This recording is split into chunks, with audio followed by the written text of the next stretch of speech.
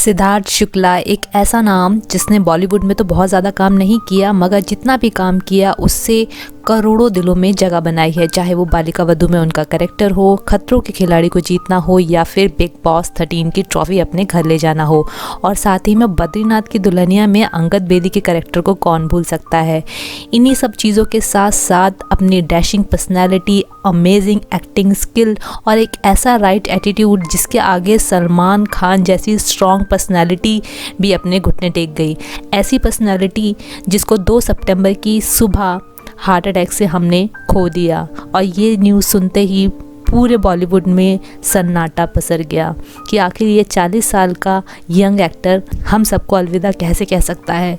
आपको बता देते हैं कि सिद्धार्थ शुक्ला बिग बॉस 13 जीतने के बाद बहुत सारे प्रोजेक्ट पे काम करने वाले थे और यही मैं आपको इस वीडियो में बताने वाली हूँ। बिग बॉस जीतते ही उन्होंने broken but beautiful season 3 OTT में काम किया था और उसी से धमाल मचा दिया था। और अब जब सिद्धार्थ शुक्ला हमारे बीच नहीं है और हम ये जानते हैं कि वो कुछ प्रोजेक्ट्स पे काम करने वाले थे, तो आज हम यही चर्चा कर लेते हैं। हम जाने वाले को तो नहीं रोक सकते, मगर उनकी यादों को ज़रूर समेट सकते हैं। तो आपको बताने वाली हूँ मैं कुछ प्रोजेक्ट, जिसमें से मीडिया सोर्स की माने तो एक प्रोजेक्ट है जेनिफर विंगेट के साथ OTT प्रोजेक्ट। जेनिफर विंगेट भी काफ़ी पॉपुलर TV एक्ट्रेस हैं और काफ़ी बड़ा नाम है।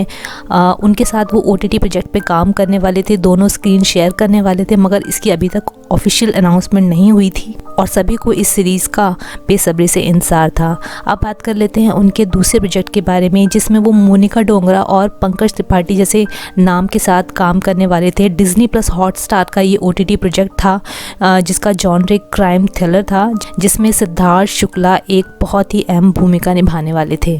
अब बात कर लेते हैं उनके तीसरे प्रोजेक्ट के बारे में, जो कि है एस ऑफ स्पेस। आप जानते ही हैं एस ऑफ स्पेस के 2 सीज़न ऑलरेडी आ चुके हैं, जिसमें विकास गुप्ता ने होस्ट किया था। इस बार एस ऑफ स्पेस का तीसरा सीज़न आने वाला था, जिसको होस्ट करने वाले थे सिद्धार्थ शुक्ला। नेक्स्ट आपको बता देते हैं, जैसा कि आप सब लोग जानते हैं कि शहनाज गिल सिद्धार्थ शुक्ला की बहुत ही अजीज़ दोस्त थी और वो उनको बिग बॉस 13 के दौरान मिली थी और काफ़ी अच्छे दोस्त बन गए थे दोनों। और रूमर्स थे कि वो दोनों एक दूसरे को डेट कर रहे हैं और इसी वजह से फैंस उनको बहुत ज़्यादा पसंद करते थे और जगह जगह पर उनकी वीडियोस वायरल हैं और वो हैशटैग सिद्धनाज के नाम से भी फेमस थे। उन्हीं के साथ उनका नेक्स्ट म्यूज़िक एल्बम आने वाला था और आपको बता देते हैं कि ये उनका तीसरा एल्बम होता। सबसे पहला एल्बम उनकी दर्शन रावल का एक एल्बम था भुला देंगे, जो कि बहुत ही ज़्यादा पॉपुलर हुआ था। उसके बाद टोनी कक्कर का भी एक शोना मेरी शोना एल्बम आई थी, जिसने भी काफ़ी धमाल मचाया था। ये उनका तीसरा एल्बम होने वाला था। इसके अलावा एक और प्रोजेक्ट पे वो शहनाज गिल के साथ काम करने वाले थे, जो कि एक वेब सीरीज़ थी, जो कि रोमांटिक ड्रामा था और जिसमें कुछ जासूसी का भी एंगल था।